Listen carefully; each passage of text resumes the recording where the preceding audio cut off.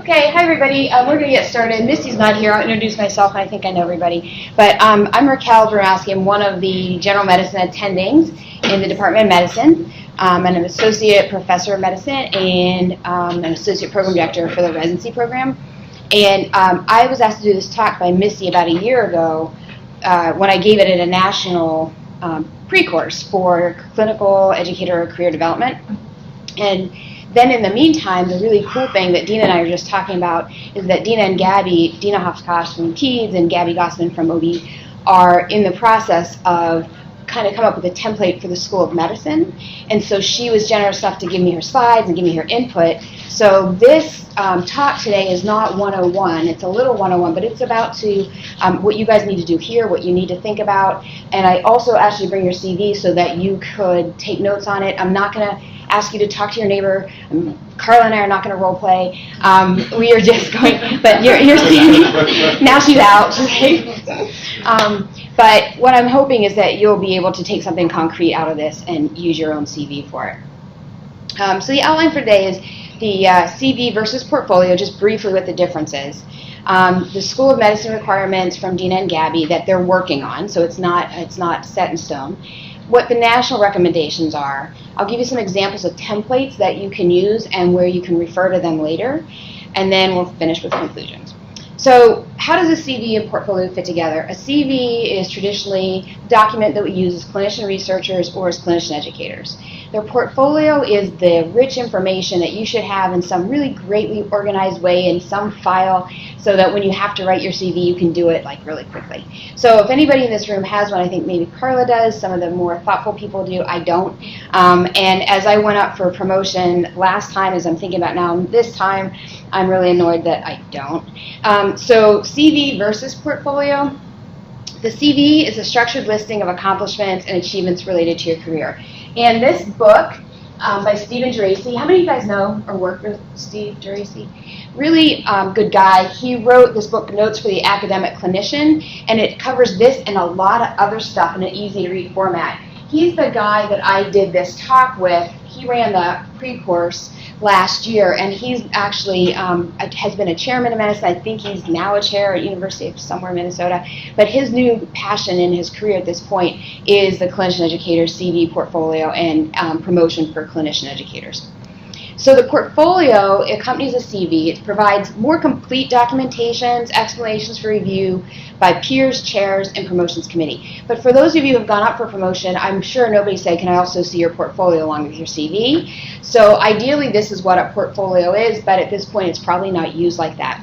One of the leading groups, didn't come out very well, and I apologize, Medical College of Wisconsin, I'll show you, and the references, their website, they're one of the leaders in this educator portfolio movement and have been doing this for a long time. If you are trying to find literature on this, it's a little difficult. It's mostly web-based examples and web-based adaptations of the national guidelines.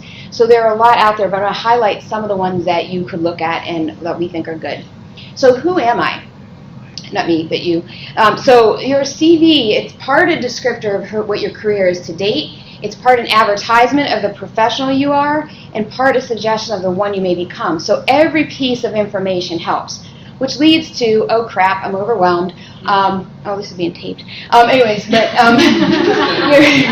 you're missing a piece, but never fear, we got you covered. And this, I think, is the part that when you go up for promotion or go into a new job, you want to represent your whole self, and when you're in your own institution, people know you pretty well, or at least in your department, that this isn't as big a deal for your annual reviews, but it becomes a big deal when you have to go bigger than that. Has anybody heard of mind mapping? It's really fun. Alda's not here. So Alda and I went to, and I don't know if you went, but we went to an organizational seminar about a month ago, which was phenomenal. And one of the things they taught us was this mind mapping technique. So it's an organizational tool that's a way of getting a lot of thoughts on paper really quickly. So what we all do is when we're coming up with a talk or if we're trying to brainstorm about something, we are logical people and we tend to prioritize as we write, and you don't know you're editing as you write because you're just so good at it that sometimes you take a long time in doing it. So this is an example of a mind mapping tool. Like if I want to plan my life and I'm going to start my life planner, that's an overwhelming topic, and this is actually really good for overwhelming topics. So as quickly as I can, I take circles and I write all the things that come to my mind, like free association, craziness. This is not my life plan, by the way. I copied this. So family, personal, friendship, household health. These are all the things that might come to your mind as you try to create a life plan. So I'm going to take a break for a minute and let you guys take a look at, take your piece of paper, pens. Do people have pens and paper? Okay, because I have one pen and I didn't bring paper. But what I'd like you to do is, on a blank side, I want you to put a circle in the middle, and I'm going to give you 1 minute to do this. And then this is done for this interactive part.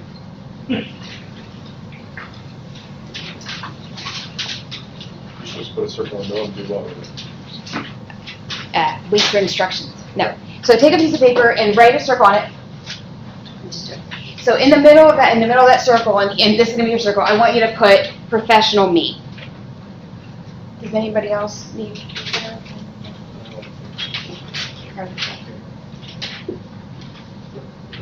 Okay. So what I want you to do is I'm going to give you exactly 1 minute.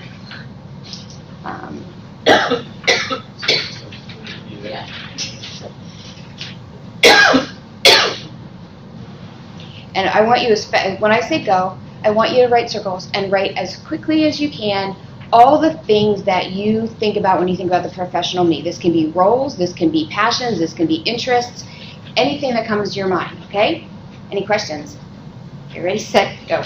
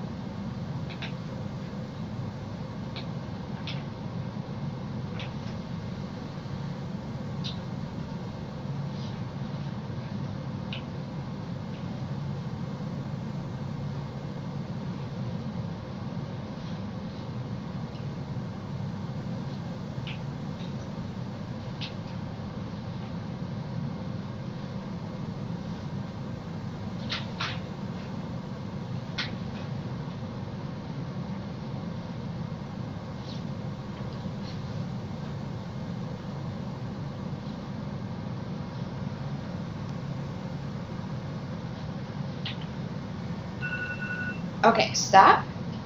You probably got a lot of circles in there. We'll come back to that in a minute. So in those circles, you've probably, all of us in the room, this is about clinician educators, CV and portfolio. There's a lot more that Dina and those guys have worked on for clinician research or scientists, things like that, but we'll stick with this. So devote your significant effort to both the clinical programs and the educational programs. There's probably circles on your paper that have something to do with that. We teach, mentor, curricular design, and educational leadership. And when we're talking to, especially people coming through, most of this group, I think all of us, are clinician educators with a big E, where we do clinical work and our educational things are beyond just teaching in the clinical context, which is the little e. So I don't know if you guys have heard that big C, little e. Big C, little e, clinician, educator, meaning that you teach and love to teach and you do mostly in the clinical context of where you're the big C. C and big E is where you're clinical and you also do that one step beyond just teaching in the clinical context, which is organizing courses, evaluating courses, owning things, and moving things forward, more of the leadership aspect. So when you look at a traditional CV format, and if you look at yours, this is what it should look like because this is the School of Medicine recommendations for your CV. You have your education and training up front.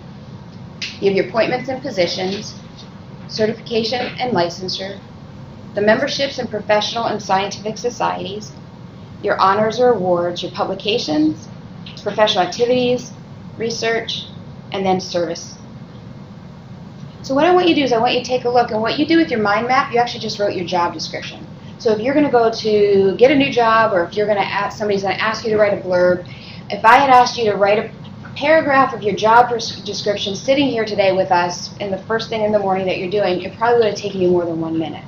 So this is a nice way to get a picture of what your job description is. What I want you to do, and I'm going to give you a couple minutes to do this, I want you to take a minute and look at those circles, and then I want you to look at your CV. How many, do you guys bring your CVs? Okay. So look at your CV if you brought it, and if not, think about it.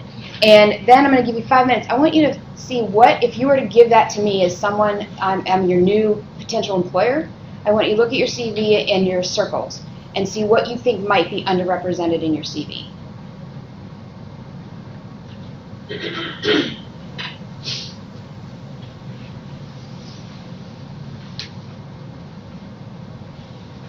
I probably won't give you a full 5 minutes, just probably give you 3.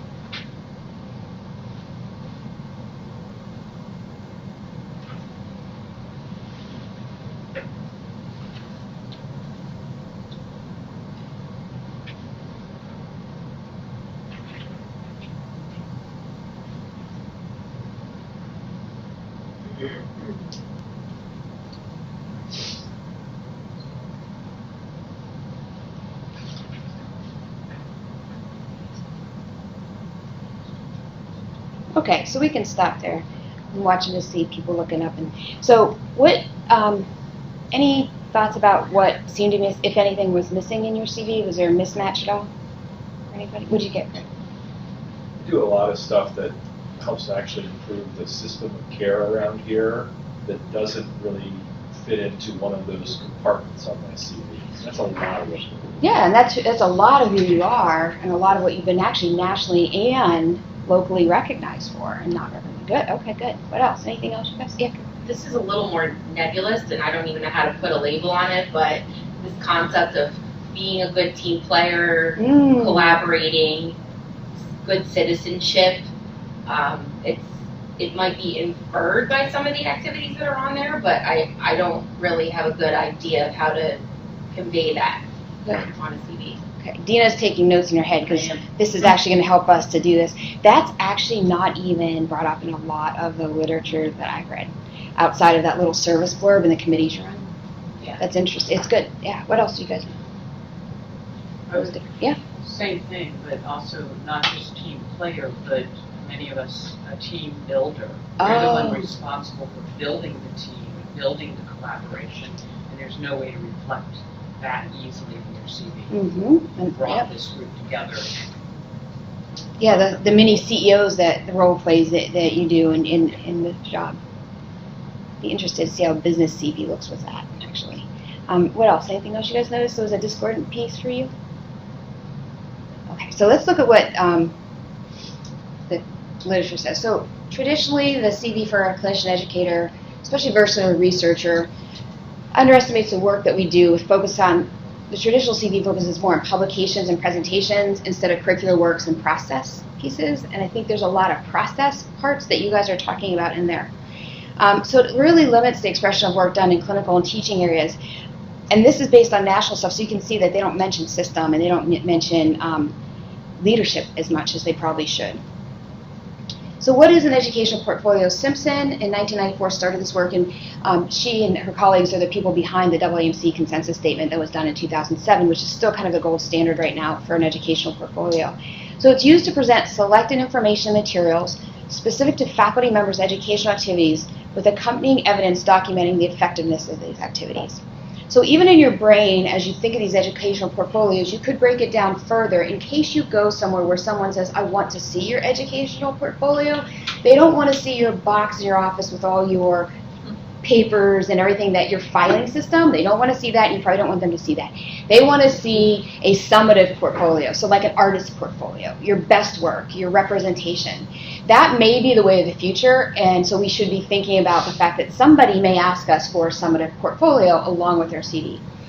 The second part is called a developmental portfolio. That's your messy backstory, and that's what's in your desk or in your boxes, and that's really important to keep as well. So we'll go through both of those. So the purpose at institutional level is to look for institutional department accountability, facilitate promotion and tenure process, and that at an individual level, professional development and academic career. And people say, what do you mean individual professional development?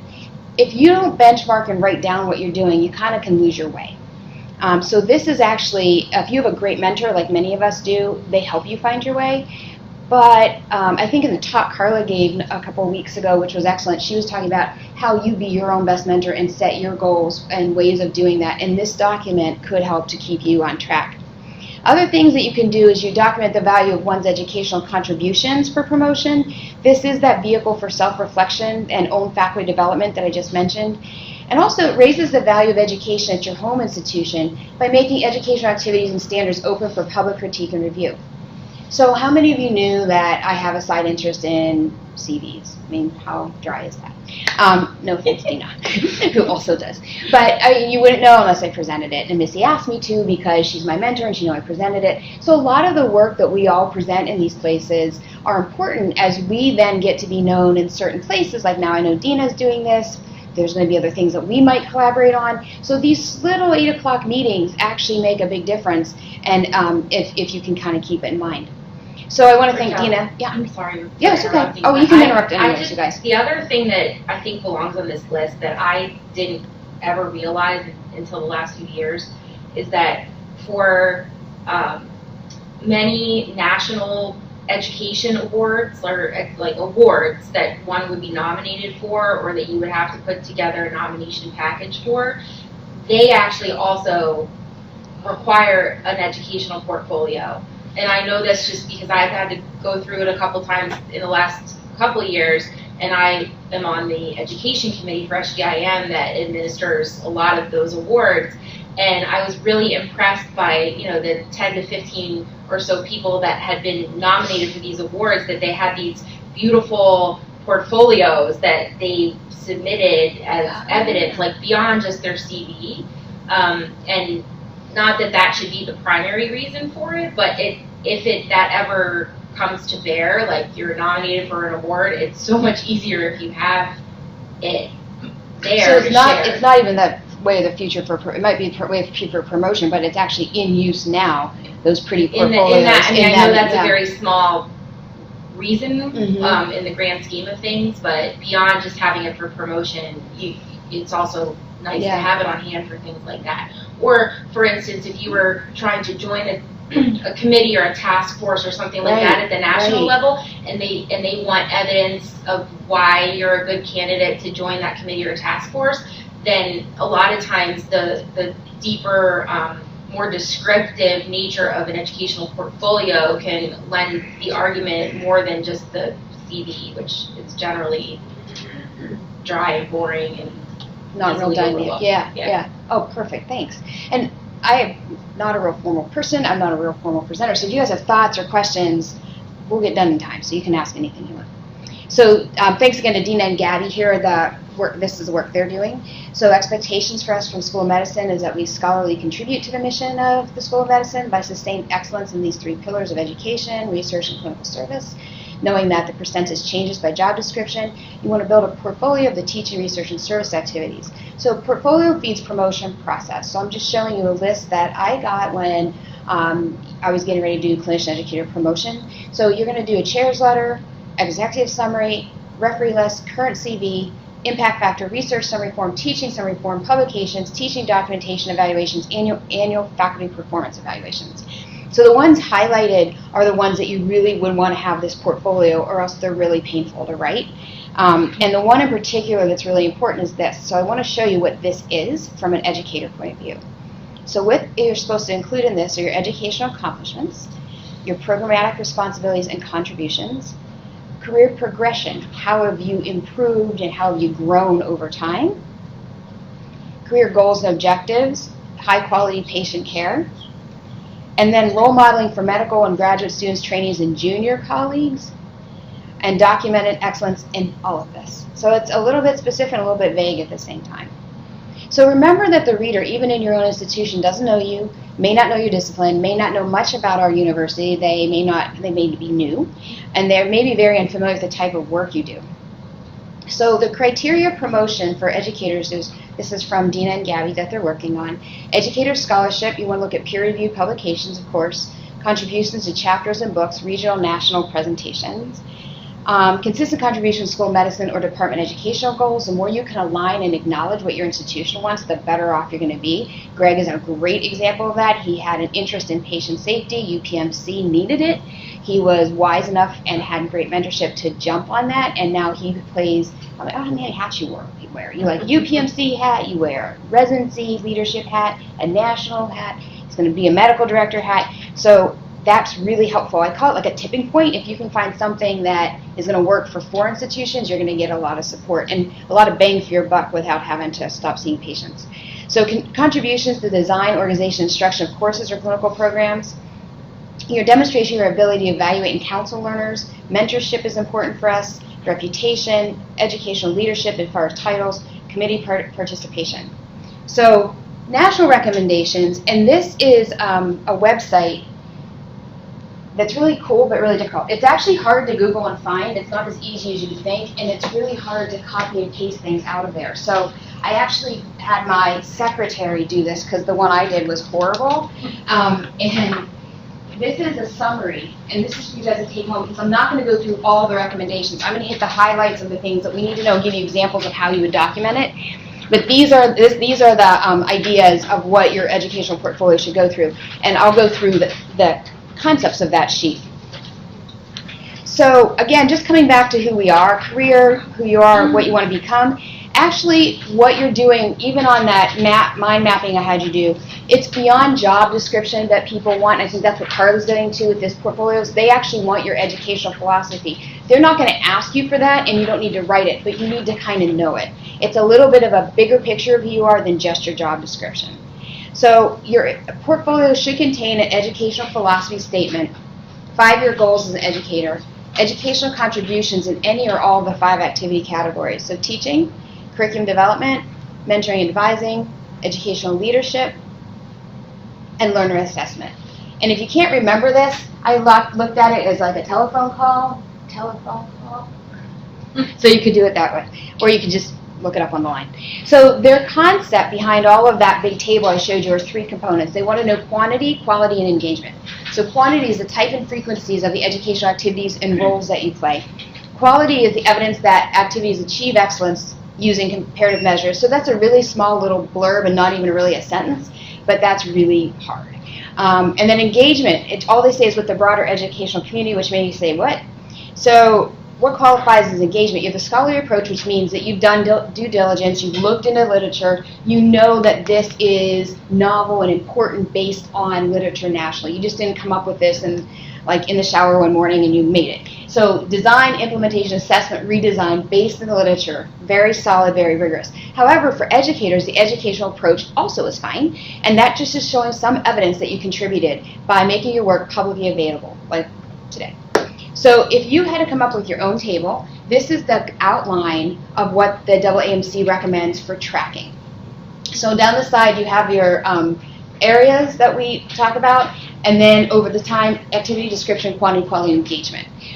So when you look harder, like when you go read that table in a couple minutes when we're all done, you'll see that there are overlaps. And that's one big question that came up in the national talk I gave is how do you know if it goes into curriculum or administration? It doesn't really matter, just get it somewhere. How do you know if it's teaching or learner assessment? Why do they have two? Why do they have quality? And I highlighted these because to me these two seem like the same.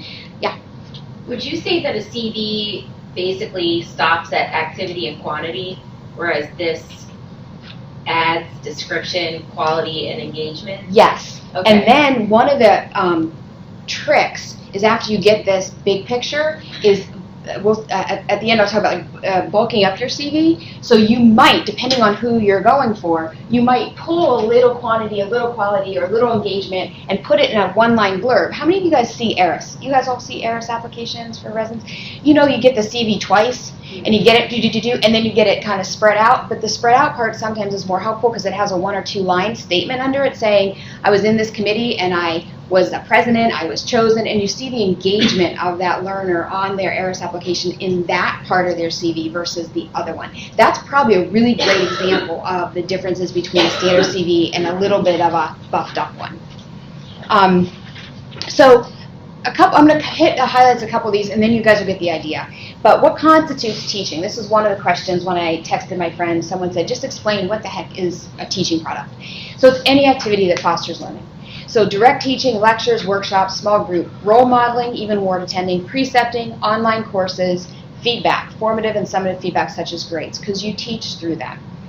So this is the example of quantity that they give, and they say, like, describe as much as you can, remembering that this may be a PhD person that doesn't have clinical expertise, maybe look at your CVs for some reason.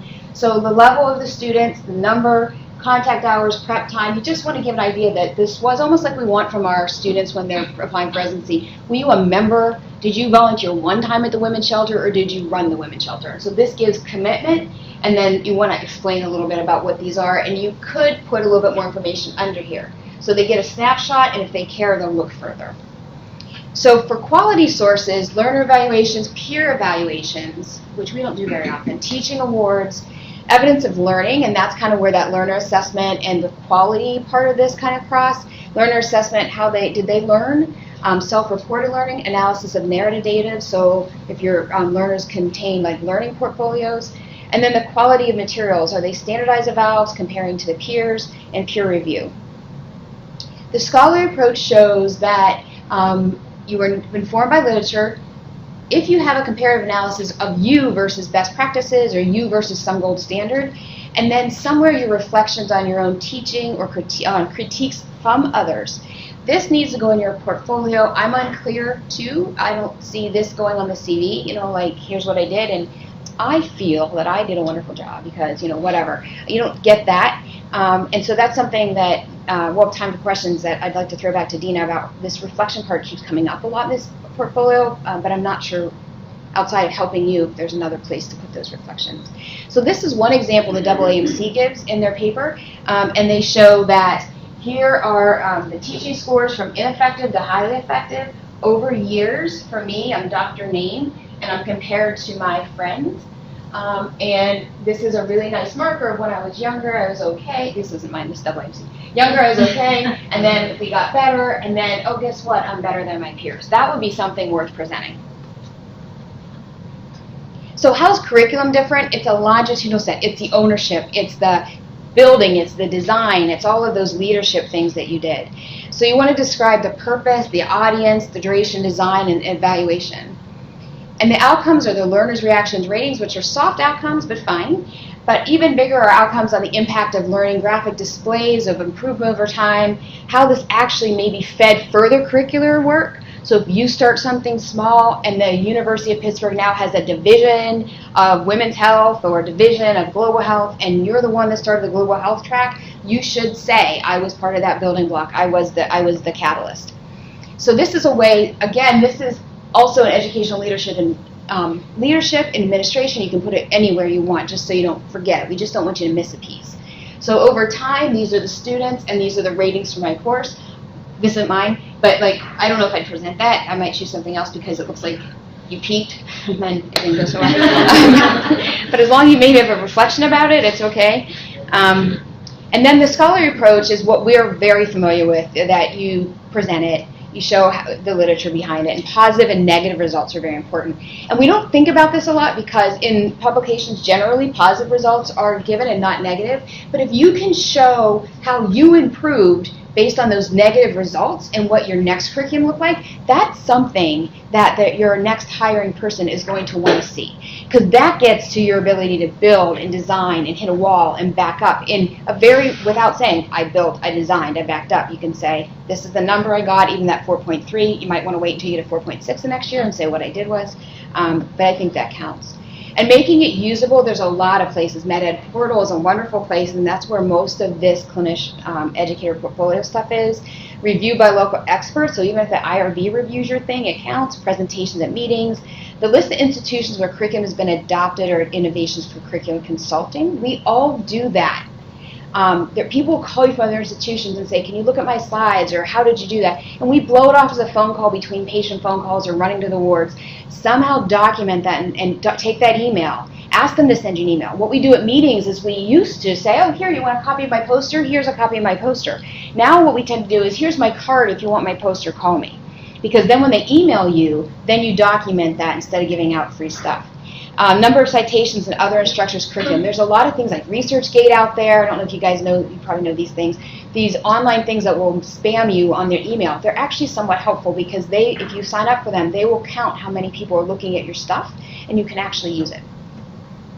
So I borrowed this from Carla, who you don't mind, but this is a good way, a wonderful way of showing that you are good at what you do because you are invested and engaged through quality, so you're funded. So remembering that people don't know stuff, the year you're funded, what your project was, and the timeline, this shows investment. I mean, this is a year-long project. This wasn't a summer thing.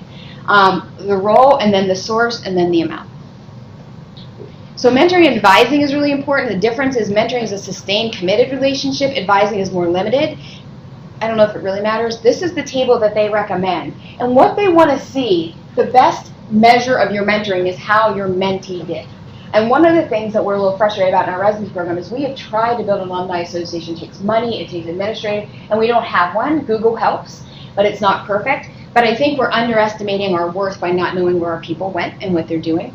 So Charlie, that was my mentee. I was his mentor when he was a med student.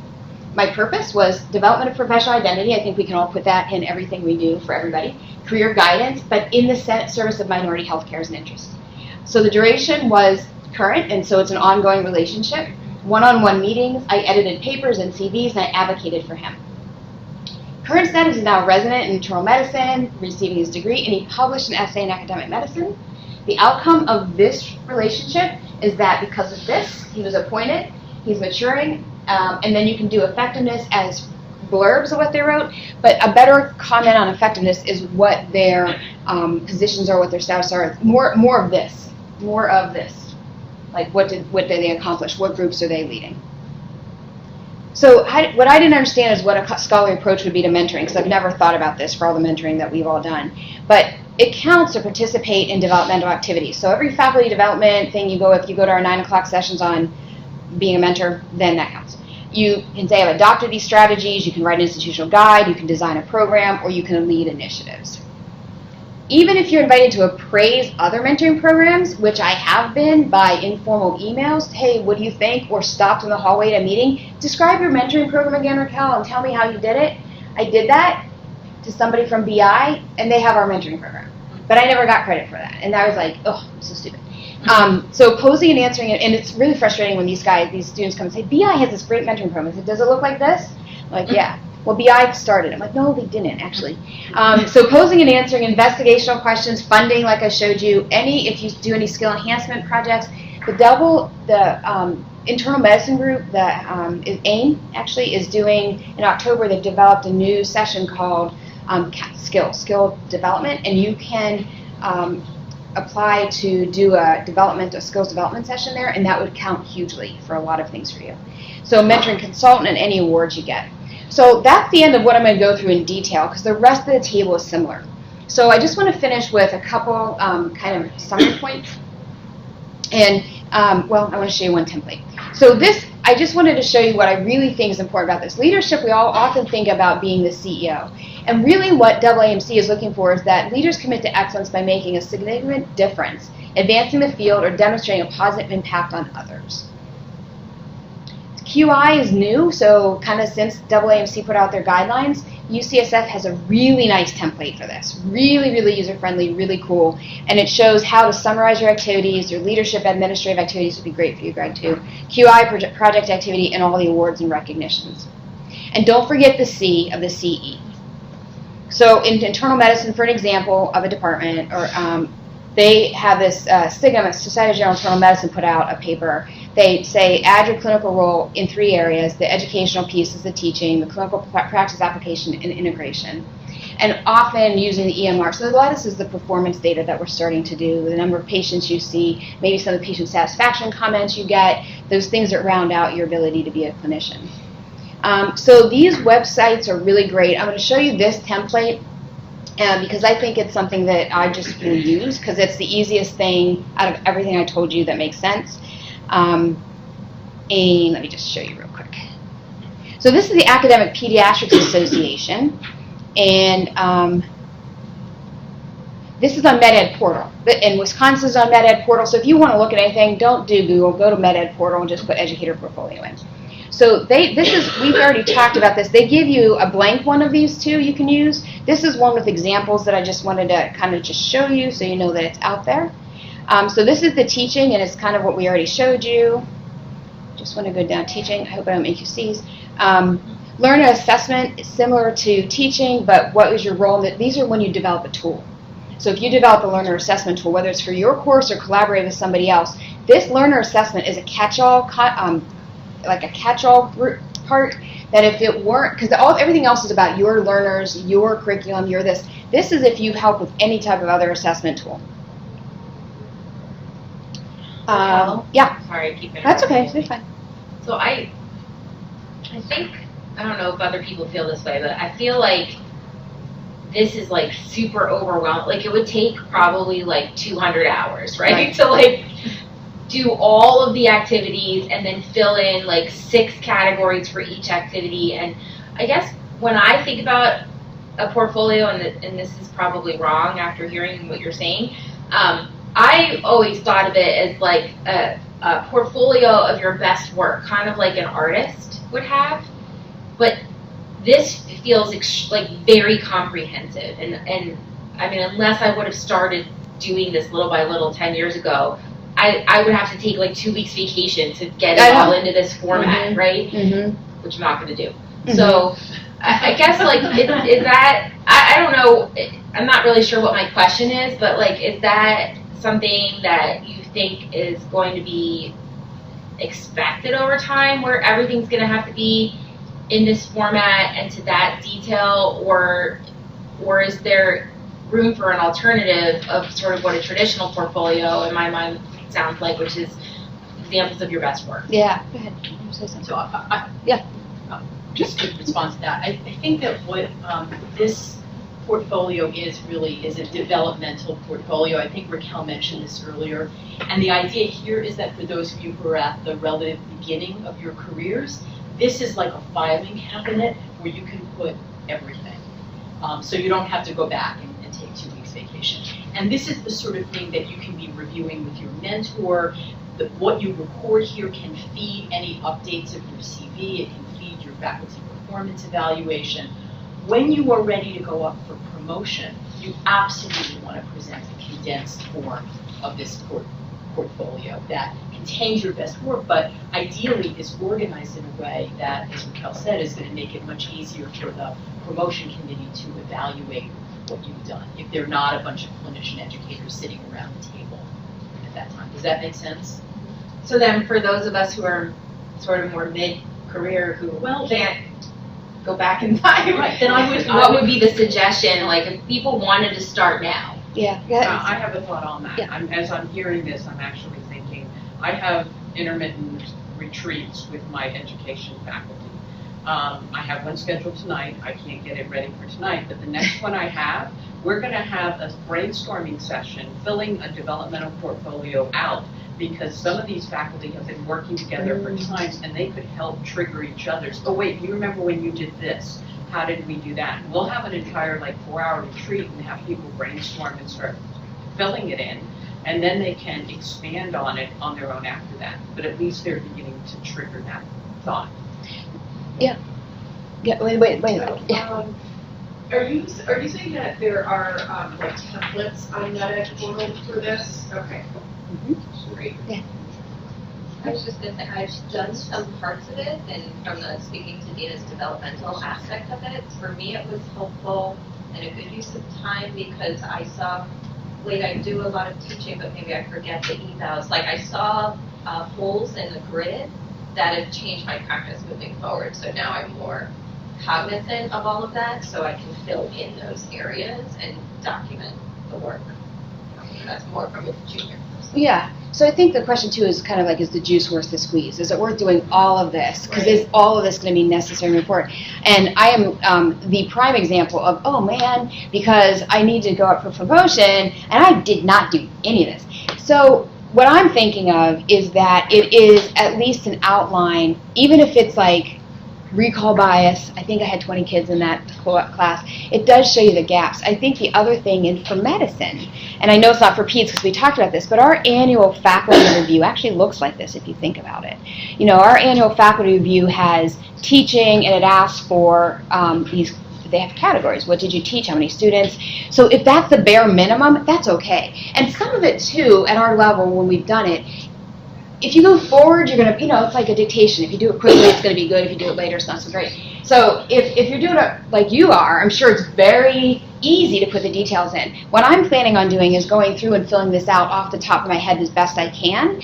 But then if there are things that I know are weak on my CV, I might go back and say, let me see if I can find those evals. The things that are important to me. That was the way I was thinking about doing it. Yeah. But just one other point. And that is, if you go, I'm not sure it's like this on NetEd portal, it might be, but if you go to the academic pediatric website for this, which is actually the basis of the AAMC. Right. This is probably the best working template that is what the AAMC said. It's not PED specific. You can download it as a Word document, and you can manipulate the columns in any way you want. Yeah. So if you want to point. take your CV as a more senior person, you want to take your CV and you don't want to fill in every single thing, but you want to organize your CV in this way. You can eliminate columns or rows that you don't have. Mm-hmm. And what I learned about this last week when you sent this to me. I mean, this has been a game changer, this template for me, because I was thinking about making my own tables, and I'm gonna have to go back, and then when I looked at our faculty review, it's actually pretty similar, and it's a little bit, and I think faculty reviews are going to be moving to this format. I think that's the other thing. The internal medicine one that some of us know about, they do have these kind of grids that you go through, and I wouldn't be surprised if that's what we see more. Does that make sense? But the angst is mine, yeah. So this is so I just wanted to show you this. The one nice thing I think there's also in this that I really like are there's kind of these little pearls. So if you want to blow up, let's say I have something I'm particularly proud of, and the things you're particularly proud of are usually big and scary about how you write it and show people. So this is a framework for the quality of your curricular design. So not only do they give you the tables, but they give you a suggestion of how to express quality, those nebulous things that I don't know off the top of my head. And they do the same thing if you go up to the teaching. They use Miller's triangle, and they say, use this as rigor and what you've done. So it's kind of a cool piece. All right, just to finish up, so back to your CV to follow up. So bulking up the CV, like I talked about the difference in the ARIS ones. So 1 or 2 line descriptions, workshop example, my meeting, my audience, my radiant. I was invited to this workshop. That little word invited takes that workshop into another realm. I taught this course. I developed this course. I was asked to develop this course. I'm known as a regional expert. Course director, innovations, curriculum adopted. So a couple of these slides that I didn't write down are from Duke, from my friend Mitch. So I will email him after this and say, I just used your slides, Mitch, and I did a presentation with it. And so Mitch will say, take my email and say, for what it's worth, Raquel used my slides. And the other thing I think goes to what Dina was saying, Missy talks about this a lot, and she couldn't be here, but so I'll give her 2 cents, which is you can personalize, reorganize, and categorize for your audience, your CV. So if you look at Missy's, which I did not download because I think it's like 50 pages, it's overwhelming. But what she'll do is if it's for a talk, if it's for an award, she will reorganize it. So she'll pull, instead of having like all her publications, she'll pull out her women's health publications, her educator publications, and kind of organize it so when somebody's looking at that for 5 minutes, they see her areas of interest because they really aren't going to read the fine print of where you publish that beyond like a quick look. So those are things that you can think about. That sounds So, like an NIH BioSketch nowadays. is that right? Yeah, the new NIH BioSketch is you list relevant topic areas that you've focused your research on, and you list like 4 critical Yes, you're right. articles Yeah. that you've done in that topic area. So you don't list like your last 15 publications. You pick 3 items that you feel you've influenced Yeah. science on. That's So the new that's NIH great. BioSketch is actually going to this. And I actually think our ACGME web ads, when we have to put our faculty in there, I think they're going for fewer publications. It used to be volume, and now it's meaning. Yeah. So just to finish, the educational scholarship is being recognized and defined. This traditional CVs don't allow the full range of expression. Increasingly, the information document in the educational portfolios is important for success. And given the current variability across institutions, this is huge, especially for fellows or someone going elsewhere. Your wish list of what they want to look for, what they want you to give them for that job interview varies, and their annual reviews vary in between. So this gives you that ability to be more free in movement and to apply for a grant or to apply for an award or to get a job when something comes up. Because sometimes a position comes up and you don't think you want it, but you want to go interview for it, and they want something very different than what your institution has wanted for promotion and recognition. So you can, like, especially with this template, you can cut and paste and make a nice document within a few hours instead of having to take a few days or a weekend. And these are references, and that's all I have for you guys. So what I wanted to do is see if anybody has any comments, advice, questions. There's a lot of experts in the room. Anything you guys would want to add or ask about? Well, I just sent you an email thanking you for this. Oh, thanks, and Phil. soliciting your slides. Oh, wow, okay. Yes. 2 more things. Woohoo.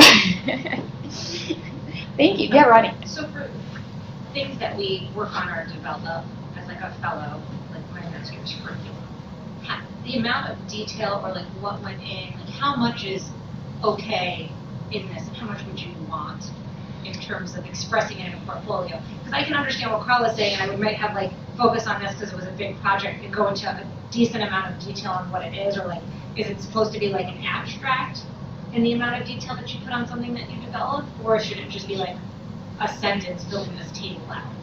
Are you talking about the summative portfolio, like the artist portfolio that you present? Well, I or guess you mean how the do you, developmental like, one that I you guess dump how do into? you blend the two? Like, So what I would do, because as you get older, you forget. And I would put as much detail when it's fresh in your mind as you can in your developmental, knowing that it can be messy and no one's going to look at it. And then you can pick and choose what you want to pull out of that later. Because 10 years later, someone might actually use your curriculum to do something, and somebody might want you to talk about that, and you'll forget. and then so from the developmental one, how would you translate that? So then I pull it, it's almost like, so summary statement.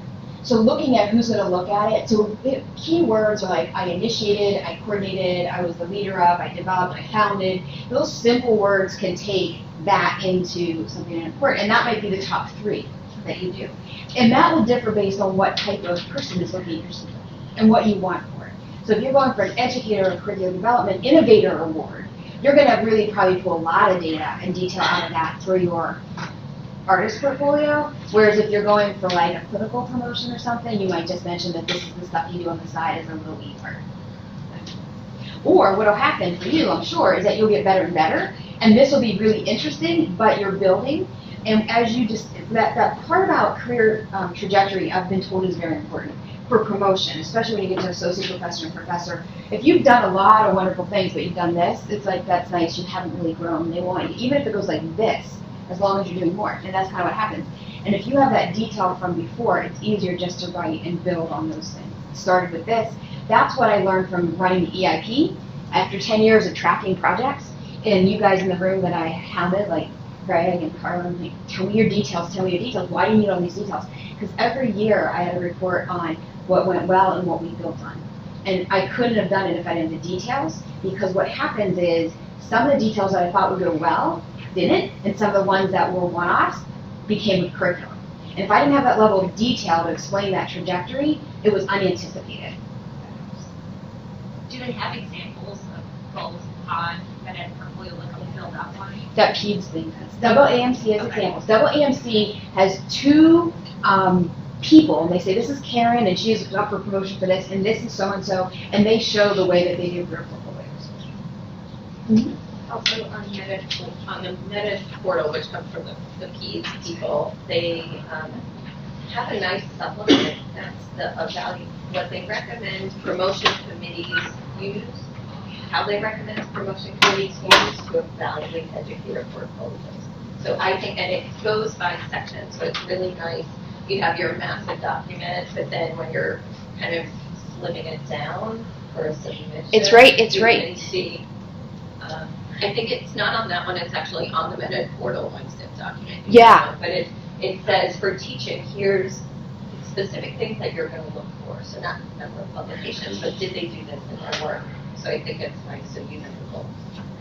On this one, this is the one. This is the pediatrics one. Is that the one you're talking about? The PEDS one. Yeah. With examples on the Meta portal, so they put that into like a thing for Meta Right. portal, and it has promotion committee recommendations. Right, and so what's interesting about that, they actually show the grades. Is that the one you're talking about? So they say if you do this, you get a 1. If you do this, you get a 2. If you do this, you get a -1. And there's like minuses, which is interesting. So there's yeah. So if you're looking to go for something, you say, oh, they want me to bulk up. What do they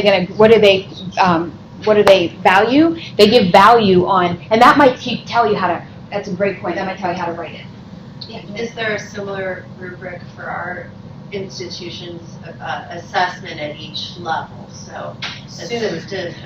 Okay, so that's what you're talking about. In terms of the tool. The state of the art, honestly, for promotion for clinician educators is that many of the members of the promotion committee are not clinician educators, and they are looking for a standard rubric for scoring promotion, and that is publications. They're looking for original science, and most of us don't do that. So this is going to push the committee to think more broadly and specifically about what educators do that's scholarly and that warrants promotion. But I need you all to start doing this so that we have documents to present to the committee, and that's what we're going to try to do. About that, for those of us who are sort of midstream in the process, when do we have to start? This will be optional.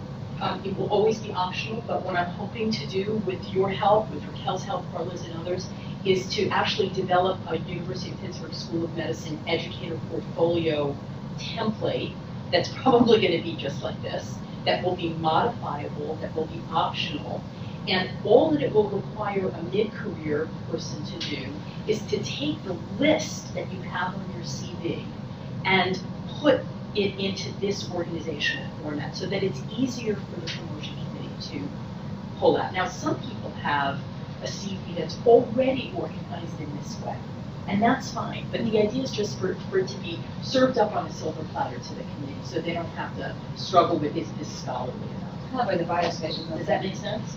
Yeah, but I think it also sort of begs the question of why are, this sounds really odd, but why are those people reviewing our promotion package? Well, there are clinician educators on the promotion committee, and I think my limited experience with it is that it's moving in this direction, and they've been much more attentive to the scholarship of teaching and education than they have been in the past. I'm on that committee. Michael, and I can tell you that what Dee's telling me is right. That they are supposed to look broadly, but it's like a lot of things when people get a speed bump, they default to what they're most comfortable with. You know what I mean? And so you get these people that have done all this stuff, and then somebody inevitably raises their hand and says, "Well, she only has like 5 publications." They got all these grants, they did all this stuff, and they all these projects, and there's only 5 of them. And and then there's this sort of rumble, you know, and then, you know what I mean? Right. It's like on South Park when the dogs talk, you know, they go. And the other thing I'll leave you with too, a piece of advice I think that my English would give me too, is when you ask people to write your letters as a clinician educator, tell them what your institution values. Tell them what you want them to tell you outside of great person, great collaborator, loved her. You know, they want to know, and that part can actually, those voices can speak for you in the language of your institution. And having written those letters for my friends, I would love it if they would just tell me what's great. That's a good point, because a lot of times when they get stuck, they go to those letters and look at those kind of comments, and that's what moves it forward again. Yeah. Like, she was inspiring, and she did this, and she did that, she was our leader, that helps a lot. And then they look at your CV differently. Then that's like a background for your CV that helps. Okay, thanks everybody. Thank you.